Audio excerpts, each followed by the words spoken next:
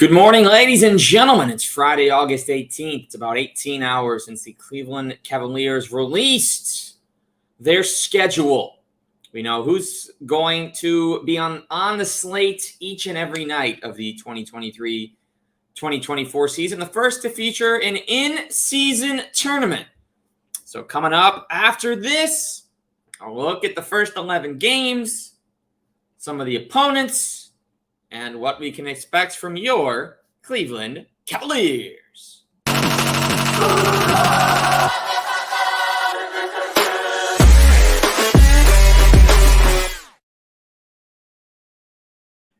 Zach Weiss with you on this Friday morning, August the 18th.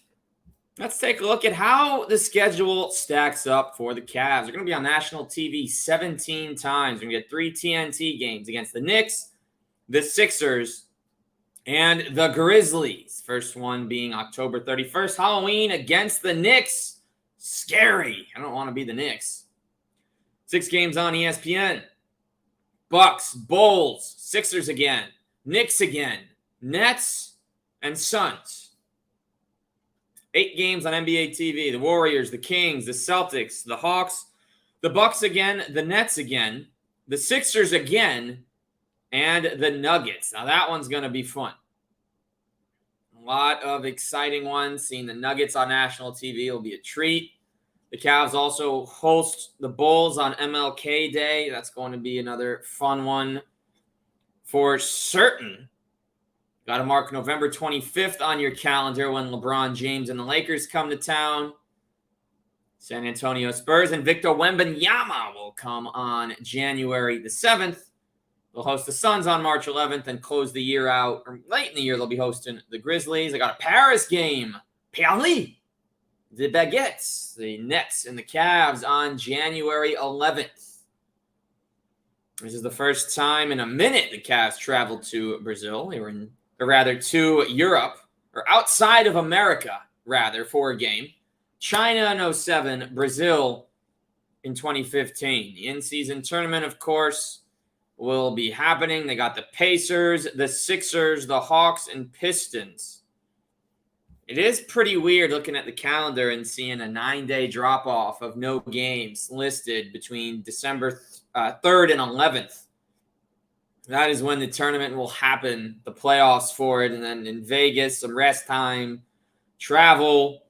But they're just 4 regular games. So it looks like for the in-season tournament, until we get to that postseason and the winners advance from the groups, it's pretty simple.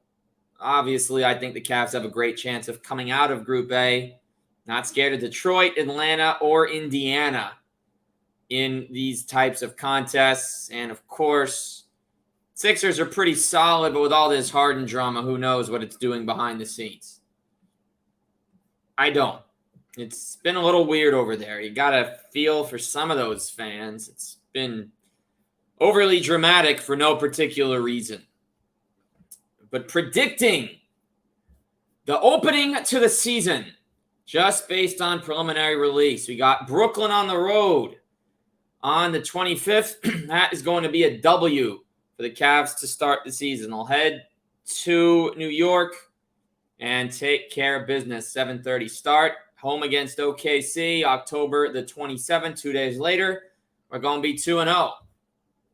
Hosting the Pacers, non-play-in game. I think they're a very tricky team. In spite of what I said before, I think for the play-in game, the tournament game that they play, the Cavs will be fine. But I think their first loss of the season will come to the Pacers. They gave Tyrese Halliburton all of King Midas's gold with the hopes that he will build off his very solid year and a half in Indy thus far. They got a solid team. They improved in the offseason, drafted well. They got a former Knick, Obadiah Toppin.